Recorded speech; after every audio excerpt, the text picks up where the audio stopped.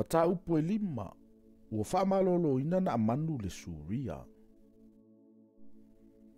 O na amanu le li e pule i au o le tupo suria. O le tangata o ngā ia ilo nā lii, ma le tā ua lava. A wao ia na o mai le manuia mai ia i ova i suria. O ia foi o le toa malosi, a o le pela ia. Na watu au a suria, na lato au mai fo i mai le nu o Israelu le tasi teinei titi o le taua. Ua faima au na le avana amanu. O fai atu ia ilo na mataita maitai. Se anoa. Ana ia ilo ua li i le profeta o i Samaria. Po ua fate e ina i alo na le pela. Una alu atu wa i leo le tasi. Ua tala atu i ilo na li i. O fape atu. Sa faapea, ma faapea upo le teine mai le nu o Israelu. Ona fai mai e leo le tupu o Suria. Sa uia. Ina e alu. O te avatu se tusi le tupu o Israelu. Ona alua i leo ia. Wa ave ia taleni a rio se fulu. Ma se keli auro e ono ngafe. A toa ma ofu se fulu. Wa avatu e ia le tusi le tupu o Israelu. Wa faapea le tusi. A o antu le nā tusi i ante oe. E te sila fiai ua wina antu i ante oe ola au na o na amanu. Ina ia e whaatea i ante i alo na le pela. Ua Faitau e le tupo Israelu le tusi.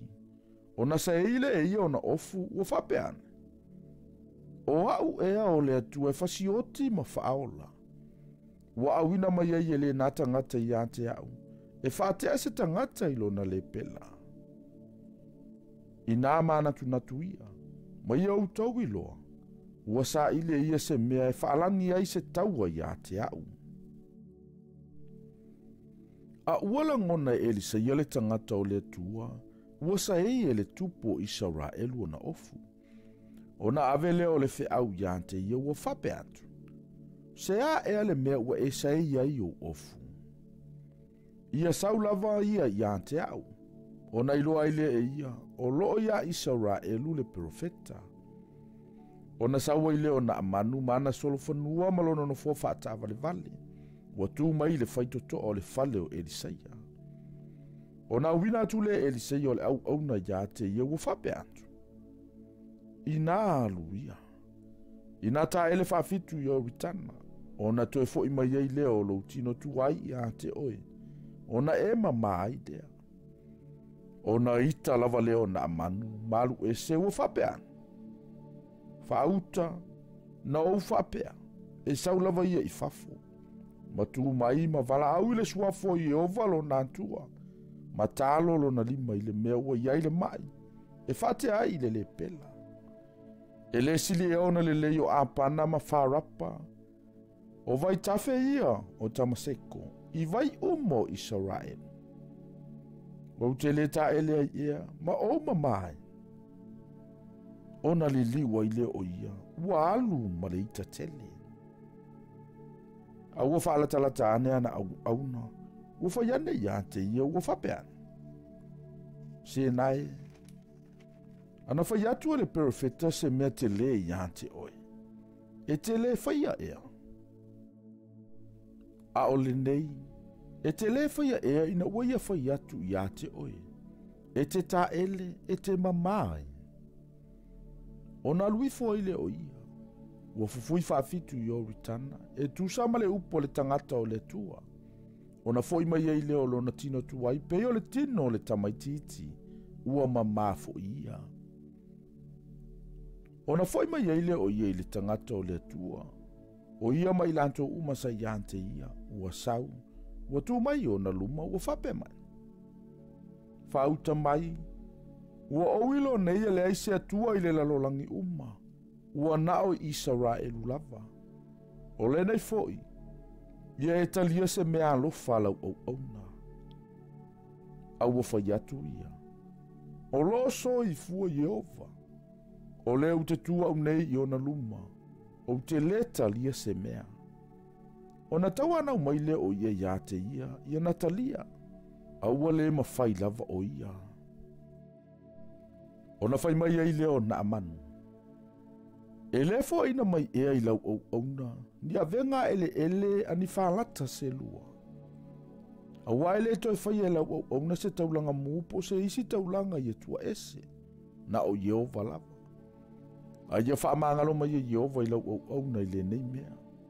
Pe a alulo wali I le whale o rimoni e ifoai. E to tofo o ia I lo ulima. O te ifo fo ia au I le whale o rimoni. A o wifo I le whale o rimoni. Ia whaamangalo Yehova I lau au auna I le nā mea. Ona whai atua I le o ia I ante ia. I nā maliwia o e male manuia. O nā alua I le o ia. E le I whaamamau foi. Ona whapele o ki asile au nā elisa ia le tangata o le tua. Whaauta. Ua tui e lo ua li I mea le nasu rio na manu. I lona le talia le mea wana au mai. O lo so I fua Yehova. O te tuli loa I ante ia. O te maua I se mea I ante ia.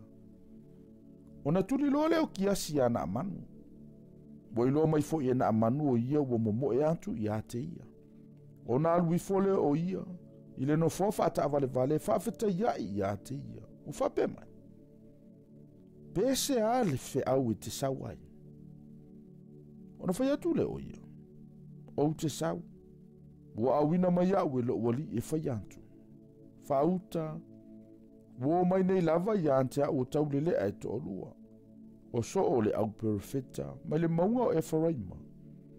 Se I avane mo I la ua o le taleni a rio e tasi. A antoa ma ofu e lua.